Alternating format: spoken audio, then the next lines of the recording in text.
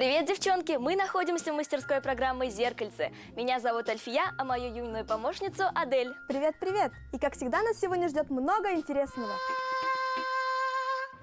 Сегодня мы расскажем, как из старого свитера сделать место отдыха для вашего любимого питомца.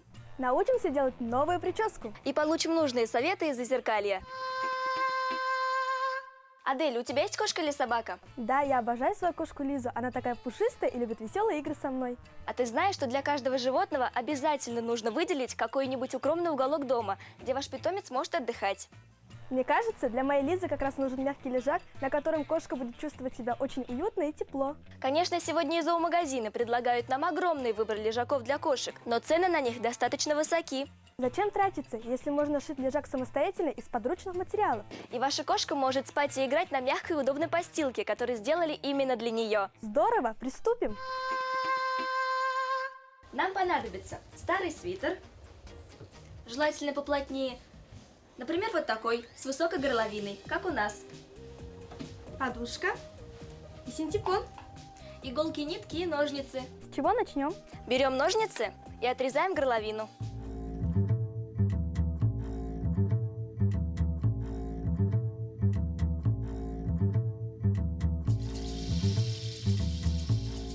Отверстие от горловины нужно красиво зашить. Девчонки, смотрите внимательно.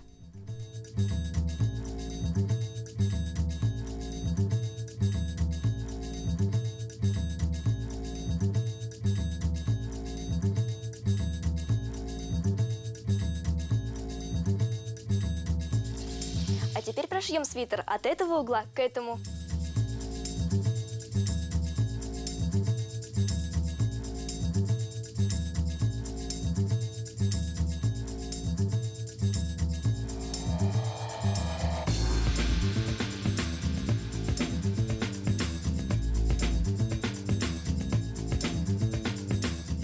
Вот как у нас получилось.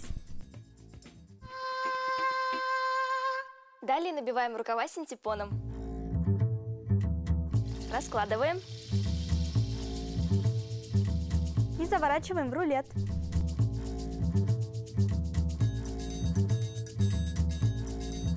Забиваем в рукав.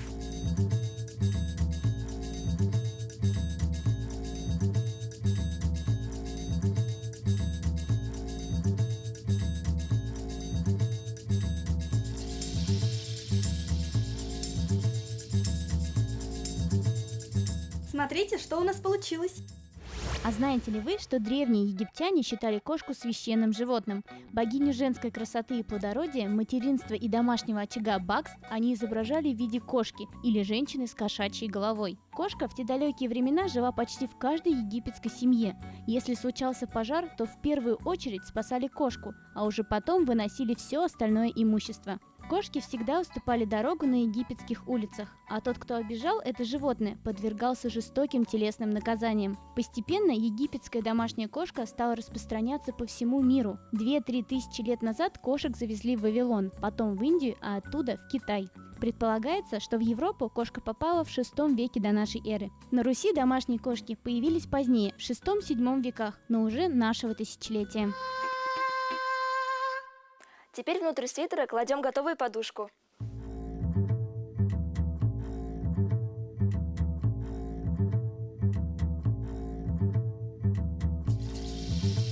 Теперь это место нужно зашить.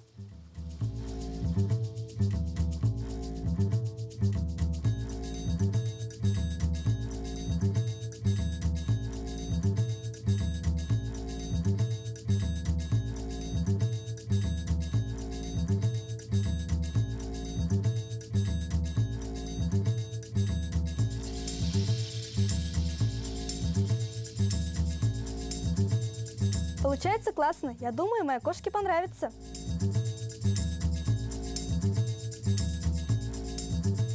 Вот что у нас получилось. А теперь пришиваем рукава вдоль туловища. Вот так.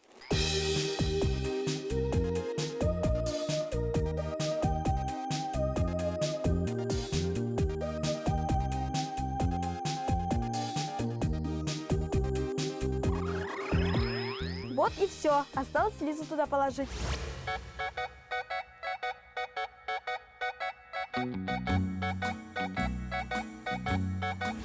Сейчас настало время для полезных советов. Кошка сама в состоянии позаботиться о чистоте своего тела. Однако для полной очистки шерсти этого бывает недостаточно. Тебе придется ежедневно вычесывать шерсть кошки. Это очень положительно сказывается на общем самочувствии животного.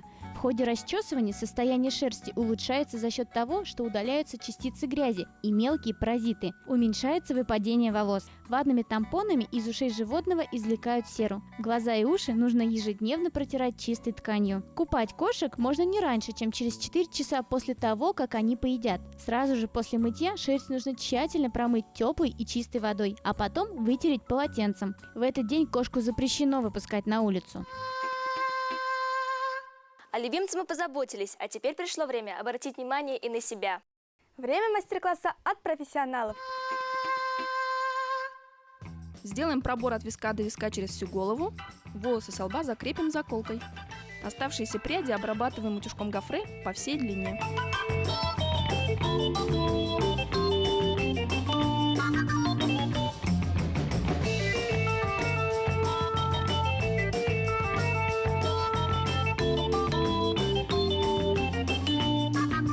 Сделаем пробор посередине и заплетаем косичку-колосок с каждой стороны от центра таким образом, чтобы получилось сердечко.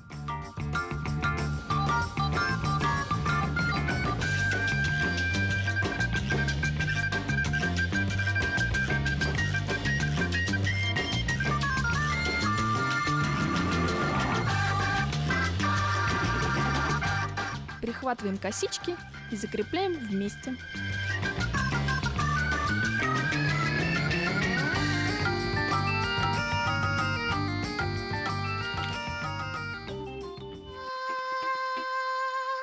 Рукодельницы, наше время подошло к концу. А ваше только начинается. До скорых встреч в нашей мастерской. Пока-пока.